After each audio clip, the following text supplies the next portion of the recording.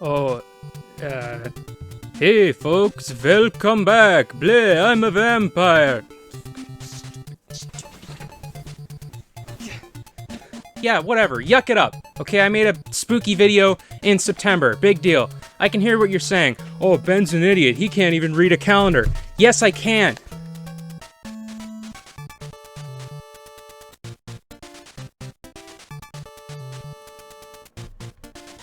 Well, like, whatever, maybe some of you Puritans think that we should only talk about spooky stuff during Halloween, but I personally like to consider myself a spooky boy all times of the year. And for that reason, that's right, baby, we're talking about everybody's favorite game, Silent Hill. Arthur, hit the music!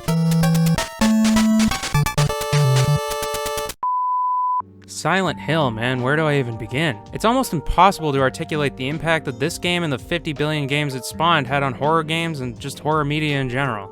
The first 4 Silent Hill games are essential experiences for anyone who enjoys survival horror games, psychological horror in general, subtle storytelling, and creepy atmosphere. Now, note that I said the first 4 Silent Hill games, and that's because the series has since become a shell of its former self. And, like, there's probably a Silent Hill joke in there somewhere, but I don't know, man. What am I, Penn and Teller? Why don't you come up with the joke for once? Since 2004, Silent Hill has mostly been about hand-to-hand combat and taking pictures on your cell phone and running away from flesh monsters and fucking pachinko machines. How could you do this to me? But I know what you're thinking. Why? How did Silent Hill go from perhaps the best horror game franchise of all time to a shitty, soulless cash grab? Well, perhaps we can look at the cover on the first game and see if there's any kind of clues as to why this happened.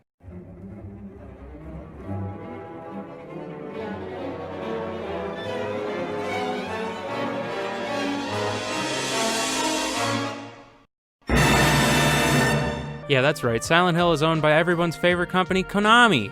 The guys responsible for taking this and turning it into this, and this and turning it into this, and this and turning it into this! So yeah, I mean, whatever. You know, Konami sucks. Everybody knows this, but they used to be cool, didn't they? Well, to understand the answer to this query, let's take a look-see at the development of Silent Hill. Silent Hill was developed by a small group within Konami called Team Silent, made up of Keiichiro Toyama, Masashi Tsuboyama, Kazuhide Nakazawa, Suguru Murakoshi, Hiroyuki Owaku, Masahiro Ito, Akira Yamaoka, Gozo Katao, Akihiro Imamura, Takayoshi Sato. Why do they got such long names for? Man, Team Silent. More like Team Syllable. Basically, the long and short of it is that Konami had very little faith in this breakfast club of ragtag scallywags, so they tried to severely limit them and keep them from realizing their vision of a David Lynch-style horror experience. The worst of it is the fact that Takayoshi Sato lived in his office for 2 years and developed all the 3D models and full motion videos for the game by himself to prevent Konami from not giving him full credit. So if you ever find yourself thinking, man, Konami used to be cool back in the day. No, they didn't. Okay, alright, enough, man. Stop talking about Konami. I didn't click on this video to get a history lesson about some company in Japan. I clicked on it to learn about a scary video game. Like, come on, man. I gotta take my mom to the bank. Someone stole her credit card. Get on with it. When you first slam that bad boy right into your PlayStation box, you're greeted with an awesome opening cutscene. And while the cutscene plays, Akira Yamaoka comes out of the TV screen and he gives you a kiss right on the lips with his beautiful music skills. Now sure, these days these 3D models look like Monster by mistake, but this was 1999, and that shit was pushing the PlayStation to its absolute limits. It looks a hell of a lot better than I did in 1999. The strange thing about this little opening cinematic is that it comes off like one of those screens that plays because the game got tired of you waiting to hit start, but it actually contains some scenes that reveal minor plot elements that don't appear anywhere in the game. So if you're a bozo like me, you'll probably skip this part the first time you play it. I didn't even know about the extra parts in this cutscene until I watched a YouTube video about it.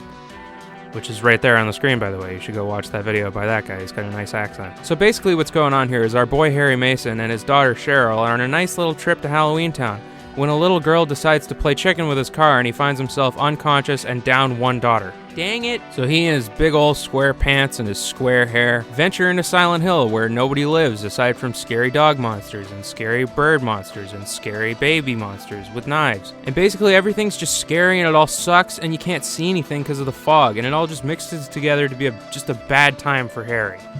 So anyway, Harry almost gets murked by a bunch of spooky dogs that I mentioned earlier, but lucky for him there is one other person in Silent Hill.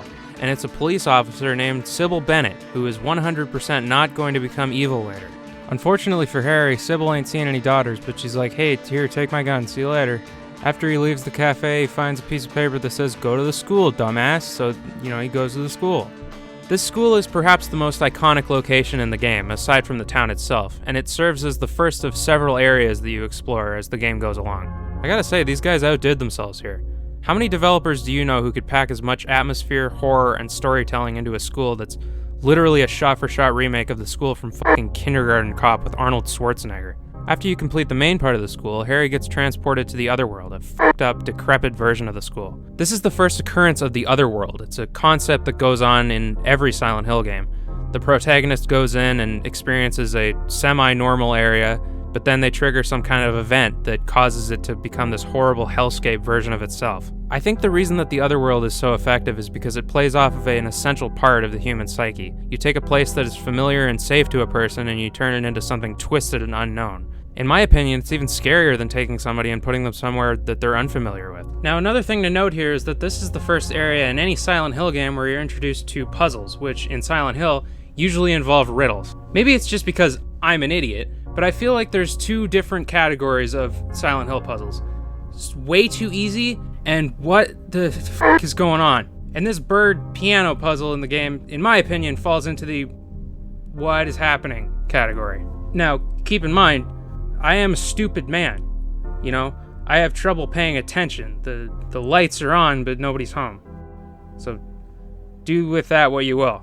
After the school, Harry heads over to a church where he meets this crazy bitch named Dahlia Gillespie. She's the leader of a cult called the Order, who are basically responsible for Silent Hill being in the state that it's in. Dahlia gives him the Millennium Puzzle and tells him to use it to destroy the evil that's engulfing the town. After that, Harry goes to a hospital where he meets Dr. Michael Kaufman, a really cool guy, aside from the fact that he's a total asshole. He also meets Lisa Garland, a nurse who's just generally having a bad time, both because Silent Hill is really scary, and also because Mikey seems to have gotten her addicted to some kind of drug for whatever reason. Lisa and Sybil are pretty much the only two semi-normal people that Harry meets in Silent Hill. Everybody else sucks ass. Now, from there, the game basically continues on in the same formula.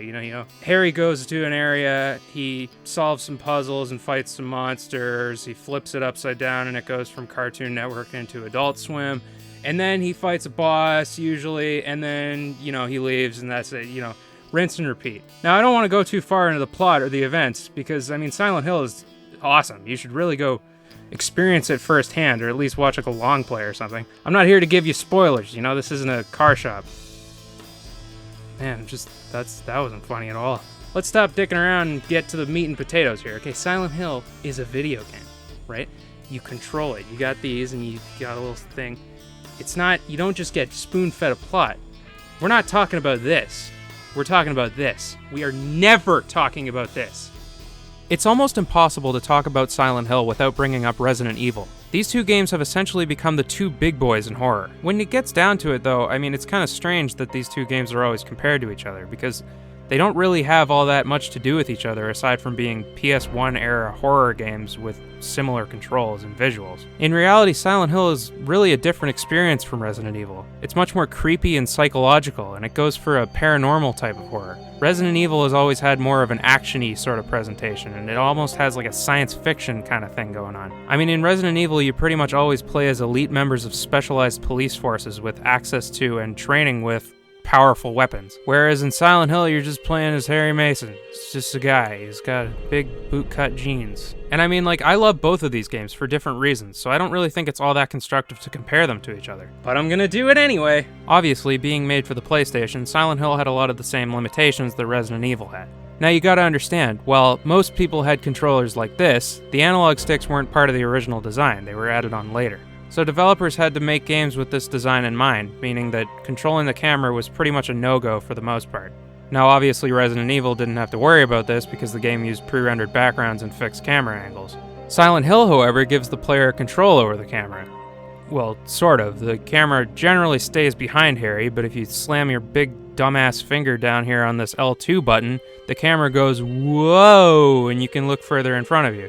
Now, you could probably blame the camera being this way on the limitations of the time, but I think it also adds to the experience. Horror games always put limitations on the player to make them feel less in control of the situation. In Silent Hill, when you walk into a room, you can swing the camera in front of Harry to see what's going on, but you lose sight of Harry, meaning that he's all alone over there outside the camera angle, and that's a scary place to be. It is similar to Resident Evil's fixed camera angles. That game uses them to hide monsters out of view, and it makes the player feel a little bit more on edge. The only way to find out what's in a different camera angle is to physically go over there. Now, there's obviously one other aspect of the control of Silent Hill that I haven't mentioned yet. One glaring detail that I have neglected to point out.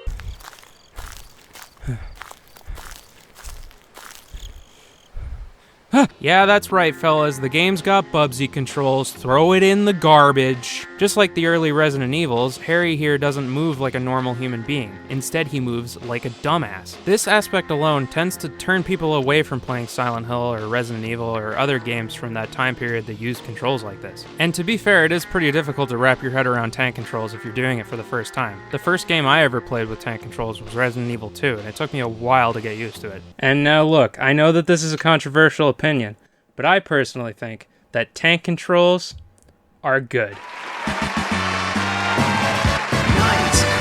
Hey Ben, it's me, former President of the United States, Barack Obama, and I was just calling to say that I thought it was really cool and sick when you said that you like that thing that a lot of people don't like, bro. Super awesome, man. Keep up the good work, bro. And please vote for my buddy Joe Biden in November, okay? Please, thanks. Okay, see you later, bro. What a dummy. I can't even vote in that election. Alright, okay, look. In terms of controls and gameplay, Silent Hill is pretty whatever. It's certainly not bad, and it doesn't hinder the experience by any means. But like, it's not Mega Man X. But I think survival horror is probably the only genre that can get away with having so-so or even mediocre controls, because the point isn't so much the gameplay, it's more so the experience. Sometimes you could argue that bad controls actually contribute to the experience because they make the situation of the game scarier. That's atmosphere, baby. Now, what are we talking about atmosphere here? Are we talking about leaving Pepsi bottles in the lake and killing all the birds? No, you fucking idiot. I'm talking about atmosphere of the game world. Silent Hill is all about atmosphere, man. The main reason the game is so scary is because you have no idea what's going on. The roads randomly end in cliffs, a dense fog covers the whole town. It makes it so that you never really know what's ahead of you, no matter how well you know the layout of the town. Like, honestly, there's no safe space anywhere, because even in the main part of the town, you're just like, But I think the thing that contributes most to this game being the perfect horror experience is the sound design. Akira Yamaoka, man, this guy is a complete maniac. He starts off the game with this super cool soft rock beat that accompanies the opening cinematic, and it makes you think, oh, well, this game's gonna be spooky, but it won't be that scary.